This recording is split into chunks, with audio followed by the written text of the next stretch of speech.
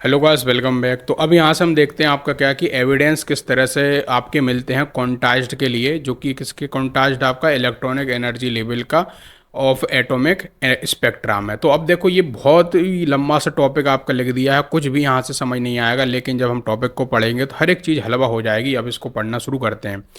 कॉन्टास्ट मैंने आपको बता ही दिया। कॉन्टास्ट का मतलब क्या है? मतलब कि कोई भी चीज़ एक होगी, दो होगी, तीन होगी, चार होगी, ऐसा नहीं होगा कि वो 1.2 हो जाए या 1.3 हो जाए, ऐसा कुछ। ठीक है। तो अब स्पीड ऑफ लाइट के बारे में क्या लिखा, पहले वो पढ़ते हैं। बोल रहे हैं जो स्पीड ऑफ लाइट है बेसिकली वो डिपेंड करती है किस पे, नेचर किस तरह का है उस मीडियम का जिससे कि वो पास कर रही है। ठीक है। तो as a result the beam of light is deviated या फिर रिफ्रैक्टेड हो जाती है फ्रॉम इट ओरिजिनल पास से as it pass from one medium to another. समझो इस बात को। मतलब एक जो लाइट होती है वो क्या होती है, सिंगल इलेक्ट्रोमैग्नेटिक जो स्पेक्ट्रम की हम बात कर रहे थे ना, उससे तो मिलकर बनी नहीं होती है। क्यों नहीं बनी ऐसा बोल रहे हैं हम? क्योंकि इसका रीज़न ये है कि भाई जो आपकी वो बेसिकली कई सारी जो है विजिबल लाइट्स वहाँ पे होती हैं। तो वो आप देखोगे कि जब हम स्पेक्ट्रम वाला टॉपिक आपको पढ़ाएंगे उससे आप समझोगे। ठीक है। तो पहले ज़रा पढ़ते हैं और समझते हैं क्या क्या बोल रहा है ये। तो ये बेसिकली कह रहा है कि कभी भी क्या होगा, जो बीम होगी लाइट की वो डेविएट हो जाती है या फिर रिफ्रैक्टेड हो जाती है अपनी ओरिजिनल पास से, जब भी वो क्या करती है, पास करती है एक मीडियम से दूसरे मीडियम में। ये आपने क्लास 10th में भी पढ़ा था कि जब एक लाइट आती थी और इस तरीके से वो आपका वाटर में जाती थी तो हल्की सी क्या हो जाती, वो रिफ्रैक्ट हो जाती थी। आपने ऐसा नहीं देखा था कि उसकी डिस्टेंस हल्का सा मुड़ जाता था? क्यों होता था? क्योंकि इसका रिफ्रैक्टिव इंडेक्स जिसका ज़्यादा होता था उसमें बेसिकली उस तरीके से वो पास करती। ठीक है। जैसा मान चलो इस तरीके से लाइट आ रही है तो वो हल्की सी क्या हो जाएगी, ऐसे बेंड हो जाएगी। ये हमने 10th में पढ़ चुके हैं ऑलरेडी। तो ये हमारा क्या लिखा है कि इट इज़ ऑब्जर्व दैट, ये ऐसा ऑब्जर्व हुआ है। क्या ऑब्जर्व हुआ भैया? कि एक मिनट, है ना, कि ऑब्जर्व ये हुआ है कि जब भी कभी भी एक रे होती है वाइट लाइट की, वो पास करती है प्रिज्म से। ठीक है। ये आपके न्यूटन भाई साहब ने करके देखा।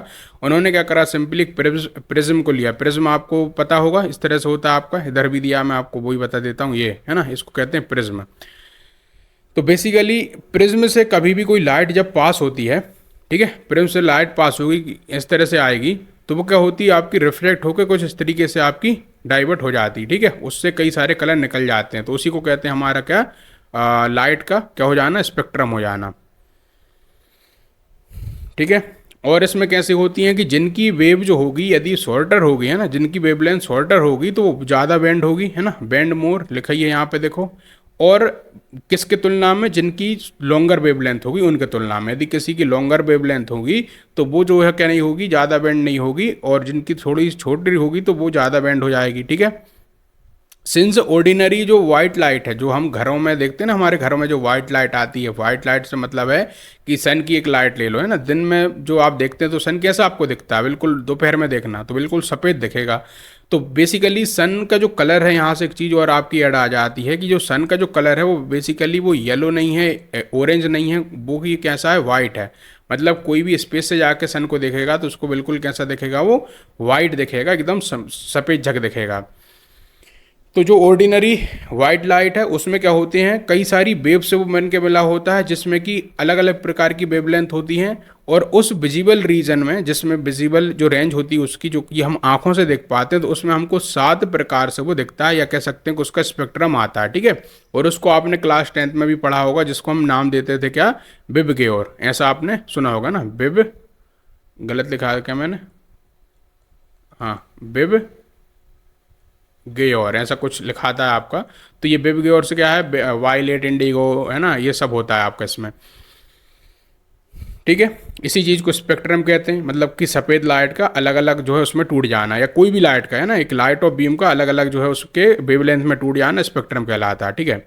तो जो लाइट है किसका, light of a red colour जो होता है उसके लॉन्गेस्ट वेवलेंथ होती है, जिसकी वजह से वो जो डेविएट होता है वो सबसे कम होता है। वहीं पे वायलेट जो लाइट होता है हल्का सा, उसकी जो वेवलेंथ होती है वो सबसे शॉर्टेस्ट होती है, इसलिए वो सबसे ज़्यादा डेविएट होता है, जब सबसे ज़्यादा। ठीक है। अब बात करें आगे क्या लिखा है। तो जो स्पेक्ट्रम है वाइट लाइट का, वो हमको देखने को मिलता रेंज उसकी होती है, जिसमें कि वायलेट जो होता है वो लगभग 7.50 इंटू 10 की पावर 14 हार्ट से लेके जो रेड कलर होता है उसका 4 इंटू 10 की पावर जो है 14 हार्ट्स तक का, समझे। मतलब इतनी आपको रेंज में वो देखने को मिलता है, इतने हार्ट्स में, मतलब इतनी वेवलेंथ में आपको देखने को मिलेगा। जिसमें वायलेट की वेवलेंथ इतनी है, वहीं पे रेड जो होगा उसकी कलर की इतनी होगी। तो इसमें सबसे ज़्यादा देखो तो वेवलेंथ किसकी आपको दिख रही है, मुझे बताओ। तो हमको जो देखने को मिल रही है वो हमको किसकी मिल रही है यहाँ पे, तो यहाँ पे देखो देखने में तो इसकी लगेगी किसकी, पर यहाँ से मेरे ख्याल से हाँ वायलेट की देखने को मिल रही है। तो इन्होंने क्या कहा है कि जिसकी सबसे ज़्यादा होगी वो क्या हो जाएगा, सबसे ज़्यादा क्या करेगा, डेविएट नहीं होगा, मतलब जिसकी कम होगी वो डेविएट होगा। तो यहाँ पे देखो अभी, ठीक है, यहाँ पे देखो, तो ये देखो सबसे ज़्यादा नीचे कौन बेंड हुआ, इसकी क्या थी, सबसे कम वेवलेंथ थी, तो वो सबसे ज़्यादा आपका नीचे की ओर दिख रहा है एकदम, और जिसकी सबसे ज़्यादा है वो ऊपर की ओर दिख रहा है। तो इस तरीके से ऐसा ये स्पेक्ट्रम देगा, और इसी को हम एक फिल्म में या फिर एक सीट में इसको देखेंगे तो ऐसे कलर के वो कलर आपको दे रहा होगा, ठीक है। ये इसका मीन है। फिर आगे देखिए ज़रा और, ठीक है, किधर गया, हाँ। तो ऐसा जो स्पेक्ट्रम होता है उसको कहते हैं कंटिन्यूस स्पेक्ट्रम, जिसमें कि हमको कंटिन्यूस ही कलर दिखते हैं, जैसा कि आपको जो बेबी ग्योर का केस था या फिर रेनबो का केस होता है उसमें, ठीक है। और इसको कंटिन्यूस क्यों कह रहे हैं, उसका रीज़न ये है क्योंकि यहाँ पे जो वायलेट होगा वो मर्ज हो जाएगा ब्लू में, ब्लू मर्ज हो जाएगा आपका ग्रीन में, ग्रीन, ऐसा करके सब एक दूसरे से मर्ज होंगे, कोई भी बीच में स्पेस नहीं छोड़ेगा, ठीक है। सिमिलरली हम देखें तो एक सिमिलर स्पेक्ट्रम हमको प्रोड्यूस होता दिखता है, जैसा कि रेनबो आपका बनता है ना स्काई में, तब भी हमको वैसे ही दिखता है। रिमेंबर करिए कि इलेक्ट्रोमैग्नेटिक रेडिएशन के दौरान में आप पढ़ रहे थे ना फिगर 2.7 में, तो आपको वो दिख रहा था ना, उसमें अलग अलग कलर थे, तो वही है आपका ये भी। तो जब कभी भी इलेक्ट्रोमैग्नेटिक रेडिएशन इंटरेक्ट करता है किसके संग में, मैटर के संग में, अब ये बहुत ही इंपॉर्टेंट लाइन है, महा इंपॉर्टेंट लाइन है भाई साहब, ये वाला क्या लाइन है मैं आपको बता रहा हूँ, वो ध्यान सुनना। कि ये कहता है कि जो इलेक्ट्रोमैग्नेटिक रेडिएशंस आपकी क्या होती हैं, इंटरेक्ट करती हैं मैटर के संग में, एटम के संग में, मॉलिक्यूल्स के संग में, तो ये क्या होता है वहाँ पे जो भी वो लाइट आ रही होती है, जो भी रेडिएशन आ रही होती है, वो मैटर मॉलिक्यूल्स या एटम के कर लेते हैं, अपने अंदर एब्जॉर्ब कर लेते हैं उसको, एनर्जी को, और अपनी एक हाइगर एनर्जी स्टेट पे पहुंच जाते हैं वो, ठीक है। और यही जो हाइगर एनर्जी है वो आपका जब अनस्टेबल हो जाता है तो फिर वो रिटर्न आता है अपनी नॉर्मल स्टेट में, और जब वो अपनी नॉर्मल स्टेट में आ रहा होता है तो तभी वो क्या कर देता है, एमिट कर देता है रेडिएशंस को, जो कि हमको रेडिएशंस देखने को मिलती हैं, और यही हमारा एक इलेक्ट्रोमैग्नेटिक स्पेक्ट्रम देती हैं। बहुत सारी बातें हो गई हैं, मैं आपको सिंपल शॉर्ट में समझाता हूँ हो क्या रहा है। देखो होता ये है कि जब भी कोई फोटोन या फिर जब भी कोई इलेक्ट्रोमैग्नेटिक आपकी जो रेडिएशन होती आती हैं, तो इस तरीके से मान चलो किसी एटम में आई, ठीक है। तो एटम में ये बीच में कौन है आपका, न्यूक्लियस है आपका ये वाला, ठीक है, ये न्यूक्लियस है, और यहाँ पे एक इलेक्ट्रॉन है। तो होगा क्या कि ये जो फोटोन आपका आ रहा भाई साहब, तो ये फोटोन क्या करेगा, इस इलेक्ट्रॉन को क्या करेगा, अपनी हाइगर स्टेट में पहुंचा देगा, मतलब किसमें, अपने दूसरे सेल में। तो ये जो थ्योरी है अभी जो सेल वाली, वो आपका बोहर भाई साहब अच्छे से समझा पाएंगे, और आगे के जो एटॉमिक मॉडल्स आएंगे वो समझा पाएंगे। लेकिन अभी तक ऐसा जो हम पढ़ रहे हैं उसमें ये चीज़ें अभी नहीं आई हैं, लेकिन मैं आपको समझाने के लिए बोल रहा हूँ कि ऐसा रियल में होता है, जिससे आपको कन्फ्यूजन ना जाए, ठीक है। होता क्या है रियल में कि फोटोन आता है, इसको स्ट्राइक करता है जाके इलेक्ट्रॉन को, इलेक्ट्रॉन अपनी हाइगर उसमें पहुंच जाता है, मतलब सेल पे, है ना। यदि ये आपका उसका लोअर सेल है तो इसकी अपर सेल में वो पहुंच जाएगा, जिसकी वजह से वो एनर्जी उसकी बढ़ जाएगी। अब ये एनर्जी बढ़ने के बाद में क्या होता है कि इसकी एक अनस्टेबल स्टेट पे पहुंच गया है ना, होना तो इसको इधर चाहिए था लेकिन पहुंच यहाँ पे गया, तो उसकी वजह से जब ये वापस आ रहा होता है अपनी पोजीशन पे, तो उस दौरान में क्या करता है, कुछ एनर्जी को इमिट कर देता है। वही एनर्जी आपको फिर दिखती है रेडिएशन के फॉर्म में, और वही हम क्या करते हैं, उसको एक प्रिज्म वगैरह से जब निकाल के देखते हैं तो हमको वो अलग अलग उसमें डिफ्लेक्ट होते दिख जाती है, ठीक है। तो ये बात आपको बताना था मुझे, क्लियर है।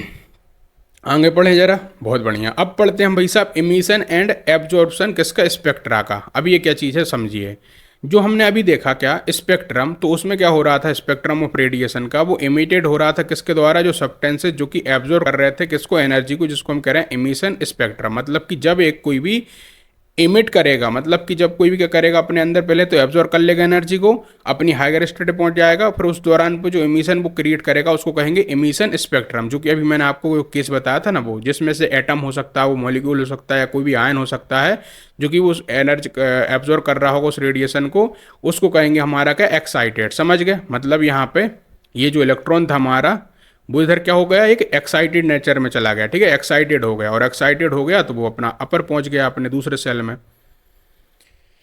ठीक है। आगे देखो, और प्रोड्यूस करने के लिए ऐसी एमिशंस है ना, ऐसा स्पेक्ट्रम एनर्जी हमारे लिए सप्लाइड होती है to a sample by heating it और इरेडिएटिंग इट, मतलब कि या तो उसको गर्म कर दो या फिर उसको आप रेडिएशन दे दो, या फिर आप जो वेवलेंथ या फ्रीक्वेंसी है उस रेडिएशन की उससे आप कर दो, ठीक है। जैसे सैंपल आपका उसमें give up the absorb energy is a recorded, मतलब कि जो हम एनर्जी उसको देंगे उसको फिर रिकॉर्ड करेंगे, ठीक है, इसका ये मतलब है। अब आगे देखो, जो एब्जॉर्प्शन होता है ना, an absorption spectrum is like the photographic negative of an emission, समझो इसको, फोटोग्राफिक एमिशन है स्पेक्ट्रम का, मतलब ये मैं आपको ग्राफ में बताता हूँ पहले, तो ये देखो जरा ध्यान से क्या हो रहा है। ये आपका कोई भी एक्साइटेड सैंपल है हमारा, ठीक है, ये हमारा एक्साइटेड सैंपल है। तो अब इस एक्साइटेड सैंपल में क्या हुआ है कि हमने कोई भी पहले रेडिएशन इसको दी, उस रेडिएशन की वजह से क्या हुआ, यहाँ से एक रे निकली हमारी, है ना, जब वो अपना क्या हुआ, वो अपने जो सेल से जब ऊपर पहुँच गया तो वापस अपने फिर से वही सेल पे आया, तो उसने एक रेडिएशन निकाली। उस रेडिएशन को हमने क्या करा, बढ़िया प्रिज्म से निकाल दिया, और जब हम प्रिज्म से निकालेंगे तो वो क्या करेगा, अपना अलग अलग उसमें बिखर जाएगा, और जब वो बिखरेगा तो उसको हम रिकॉर्ड कर लेंगे इस तरह की एक सीट में, जिसको हम कह रहे हैं एमिशन स्पेक्ट्रम हमारा, वो इस तरीके से दिखेगा। यहाँ पे आप देखेंगे कि यहाँ क्या हो रहा है, यहाँ पे कई सारी लाइन आ रही हैं, देखो जैसे येलो आ रहा है, यहाँ पे पिंक आ रहा है, यहाँ पे ग्रीन है, यहाँ पे वायलेट है, पर कहीं कहीं पे क्या हो रहा है, वो ब्लैक भी रह रहा है, ठीक है, ये ब्लैक रह रहा है, ठीक है। अब ऐसा ब्लैक क्यों रह रहा है, इसका रीज़न हम आगे समझेंगे, जो आगे की थ्योरीज आएंगी वो हमको समझाएंगे कि ये ब्लैक रीजन क्यों रह जाता है, ठीक है, इसी को हम कहते हैं लाइन स्पेक्ट्रम करके, तो वो हम आगे समझेंगे। तो ये ब्लैक ऐसा लाइन या स्पेस क्यों रह जाती, तो वो हम आगे देखेंगे उसको, ठीक है। तो क्या हो रहा है यहाँ पे, जो कंटिन्यूएशन रेडिएशन आपका जो पास्ड होगा इन सैंपल से विच एब्जॉर्ब कर रहा है रेडिएशन को, उसमें एक सर्टेन वेवलेंथ होगी, ठीक है, उन्हीं वेवलेंथ को वो दिखाएगा अपने कलर के माध्यम से। तो जो मिसिंग वेवलेंथ आपकी होंगी, है ना, which correspond to the radiation absorb हो रही है बाई मैटर के द्वारा, तो वहाँ वहाँ पे वो डार्क स्पेस छोड़ देगा, जो कि मैंने अभी आपको बताई है। मतलब ये है कि जो वो एब्जॉर्ब कर रहा था, ठीक है, तो वही तो वो आपका एमिट कर रहा था, तो लेकिन जो चीज़ें वो एब्जॉर्ब नहीं कर पा रहा था तो उनको एमिट भी नहीं कर पा रहा था, तो जहाँ जहाँ उसने एमिट नहीं कर पाया वहाँ वहाँ पे इस तरह से उसने ब्लैक स्पेस लगा छोड़ दी, ठीक है, इसका ये मतलब है। मान के चलो उसने पिंक वाला एब्जॉर्ब करा, तो उसने पिंक जो वेवलेंथ वाला उसने वो भी कर दिया, मैं इसको पिंक बोल रहा हूँ, वैसे रेड है, ठीक है, वो उसने एमिट भी कर दिया। अब इसको भी देखो आप ध्यान से जरा, इसमें भी आपको कहीं कहीं पे ब्लैक लाइनें दिख रही, देखो, ठीक है, ऐसा नहीं है कंटिन्यूस बिल्कुल, जैसा इधर हमको कंटिन्यूस दिख रहा है, कोई ब्लैक नहीं दिख रहा, लेकिन यहाँ पे देखो ये लाइन आ रही हैं। क्यों आ रही है लाइन है, क्योंकि यहाँ यहाँ की उसने एब्जॉर्ब भी नहीं करी, ठीक है, वो वेवलेंथ को, इसका ये मतलब है। जितना देखो हो सकता था मैं डिटेल में आपको बताने की कोशिश कर रहा हूँ, लेकिन फिर भी आप इस लेक्चर को 2-3 बार देख लेना तो आपको और अच्छे से क्लियर होगा। आगे देखो, अब जो स्टडी है किसकी, इमिशन की या फिर एब्जॉर्प्शन की, उसी को पूरे को कहते हैं हमारा क्या, स्पेक्ट्रोस्कोपी। क्या कहते हैं, स्पेक्ट्रोस्कोपी। अब जो स्पेक्ट्रम की हम बात कर रहे हैं विजिबल लाइट की, ठीक है, जो हमें बस आंखों से देख पाते हैं उसको, विजिबल लाइट को, तो ऐसे डिस्कस भी हम कर चुके हैं ऊपर। वो एक कंटिन्यूस हमको क्या देता है, वेवलेंथ देता है सभी, जिसमें से रेड होता है, और रेड से लेके वायलेट तक की, जिसमें कि हमको विजिबल एक लाइट हमको दिखती है, जो कि स्पेक्ट्रा में आपको रिप्रेजेंटेड है, उस स्पेक्ट्रा में, ठीक है। तो अब यहाँ पे आगे देखिए, जो इमिशन स्पेक्ट्रा है वो एटम है ना, गैस में, गैस फेज में हम देखेंगे, मतलब कि चलो उसको गैस हमने ले ली, जैसे हाइड्रोजन की गैस ले ली। On other hand do not show a continuous spread of wavelength, मतलब कि जो गैस में होगा तो वहाँ पे वो कंटिन्यूस स्पेक्ट्रम हमको नहीं देता, मतलब वहाँ वहाँ पे कहीं कहीं पे क्या होता है, बीच बीच में थोड़ा सा रुकावट हमको देखने को मिलती है, ठीक है, फ्रॉम रेड टू वायलेट में। Rather they emit light only at a specific wavelength with a dark space between them, लेकिन फिर भी उनमें एक डार्क स्पेस आपको देखने को मिलती है। उसका रीज़न यही है कि वहाँ पे वो उस तरह की वेवलेंथ, वो जो गैस है वो ले नहीं पा रही है, एब्जॉर्ब भी नहीं कर पा रही, तो एब्जॉर्ब नहीं कर रही थी, इमिट भी नहीं कर पा रही है, तो इमिट नहीं कर रही, तो वहाँ पे डार्क स्पेस आपको देखने को मिल रही, ठीक है। और ऐसे जो स्पेक्ट्रा आते हैं जिसमें कि आपको डार्क स्पेसेस देखने को मिलती हैं, उन्हीं को लाइन स्पेक्ट्रा कहते हैं या फिर एटॉमिक स्पेक्ट्रा कहते हैं। क्यों, क्योंकि यहाँ पे जो इमिटेड रेडिएशंस है वो आइडेंटिफाइड हो रही है कैसे, appearance of a bright lines in the spectra में ना, एक ब्राइट लाइन सी देखने को मिलेगी वहाँ पे, ठीक है, जो कि आपको पेज नंबर जो 45 पे बताया गया ये वाला, ठीक है कि नहीं है। अब आगे आइए जरा, अब ये जो लाइन स्पेक्ट्रा हम बात कर रहे हैं बेसिकली, तो आपका ग्रेट इंटरेस्ट आया स्टडी करने में कई सारे वैज्ञानिकों को उनके इलेक्ट्रॉनिक स्ट्रक्चर को देखते हुए। हर एक एलिमेंट जो होता है अपना यूनिक लाइन इमिशन देता है, मतलब कि जैसा हाइड्रोजन है, ऑक्सीजन है, और जितने भी सारे मेटल आप ले लो, आयरन वायरन जो भी दुनिया का मिल रहा है, ठीक है, सबको ले लो, तो सभी का जो स्पेक्ट्रम आता है सभी का डिफरेंट आता है। और एक तरीके से आप इनको कह सकते हो इनका फिंगरप्रिंट है ना, जैसा कि किसी भी चीज़ का फिंगरप्रिंट, हर एक व्यक्ति का फिंगरप्रिंट अलग अलग होता है। जैसा मैं हूं तो मेरा फिंगरप्रिंट अलग होगा, आपका अलग होगा। तो वैसे ही हर एक एटम का क्या है, ये जो स्पेक्ट्रम इनका आ रहा है वो क्या कर रहा है, इनका स्पेक्ट्रम हमको एक फिंगरप्रिंट बता रहा है। भैया एक जैसे ऑक्सीजन है तो ऑक्सीजन का अलग स्पेक्ट्रम आएगा, नाइट्रोजन का अलग स्पेक्ट्रम आएगा। तो इससे ये होता है कि हम इसको आइडेंटिफाई कर लेते हैं कि वो कौन सा एलिमेंट है। ठीक है, आगे देखो, तो जो कैरेक्टरिस्टिक्स लाइन आती है किसी भी एटॉमिक स्पेक्ट्रा की, वो एक हमारी यूज़ आती है किसी भी केमिकल एनालिसिस करने में, उनको आइडेंटिफाई करने में अननोन एटम्स को। ठीक है, इन द सेम वे ऐसा fingerprint as use as the identify people, लिखा भी है यहीं पे लाइन जो मैंने बोली है कि जैसा हम फिंगरप्रिंट से किसी आदमी को करते हैं ना आइडेंटिफाई, तो ऐसे ही हम स्पेक्ट्रम को देख के किसी भी एलिमेंट को आइडेंटिफाई कर सकते हैं। अब आगे लिखा है जो एग्जैक्ट मैचिंग होगी उन लाइन की ऑफ एमिशन की, तो स्पेक्ट्रम ऑफ एटम का, तो हम कह देंगे वो हमारे लिए नॉन एटम है विथ लाइन में from unknown sample quickly stabilise the identify of the letter German जो है केमिस्ट रॉबर्ट बंसन। देखो बहुत सारी लाइन आ गई यहाँ पे, मैं समझाता हूँ क्या कह रहा है। ये कह रहा है बेसिकली जो आपको एग्जैक्ट मैचिंग होती है उन लाइन्स की, ठीक है, उन एमिशन की, स्पेक्ट्रम की, उस एटम का जो कि आप नॉन एलिमेंट का कर रहे हो with line of the unknown sample से, तो हम उसमें क्विकली बहुत आसानी से क्या कर लेते हैं कि स्टेबलाइज कर लेते हैं आइडेंटिटी बाद में जाके। इसका मतलब ये है कि यदि किसी का मान के चलो, समझे इस बात को मैंने क्या कहा है आपसे, मैं ये कह रहा हूँ कि जैसे ही आपका क्या हो जाएगा, कोई भी हमारे पास में मान के चलो हमको नहीं पता है कि कोई हमको सैंपल मिला कहीं पे पड़ा हुआ, ठीक है, कोई भी हमको सैंपल मिला पड़ा हुआ, तो उस सैंपल को हम क्या कर सकते हैं, उसका लाइन स्पेक्टर निकाल के जिनका हमने पहले से निकाल चुके हैं उनसे मिला मिला के देख लेंगे। भैया जैसा हाइड्रोजन की तरह से उसका आया तो हम कह देंगे यह तो हाइड्रोजन ही है, यदि उसका जो है ऑक्सीजन की तरह आया तो हम कह देंगे तो ऑक्सीजन ही है। समझे, तो हम सैंपल को उसके स्पेक्ट्रा को देख के बता सकते हैं वो कौन सा एलिमेंट है या कौन सा एटम है। समझे, तो इसको जो है बेसिकली स्टडी करा एक जर्मन केमिस्ट थे जिनका नाम था रॉबर्ट बंसन, जो कि 1811 से लेकर 1899 तक रहे। और ये पहले ऐसे थे जिन्होंने फर्स्ट इन्वेस्टिगेटर थे जिन्होंने यूज़ करा लाइन स्पेक्ट्रा को आइडेंटिफाई करने में एलिमेंट्स को। ठीक है, अलग अलग एलिमेंट को इन्होंने आइडेंटिफाई करना शुरू कर दिया, जैसे कि इन्होंने रूबिडियम को करा, सीजियम को करा, है ना, थैलियम को करा, इंडियम को करा, है ना, गैलियम और स्कैंडियम वगैरह वगैरह को करा। और वर डिस्कवर हुए जब ये आपके when there minerals were analyse by the spectroscopic method के द्वारा। ठीक है, मतलब वही कि स्पेक्ट्रम इसका निकाला और फिर उनको एनालाइज करा।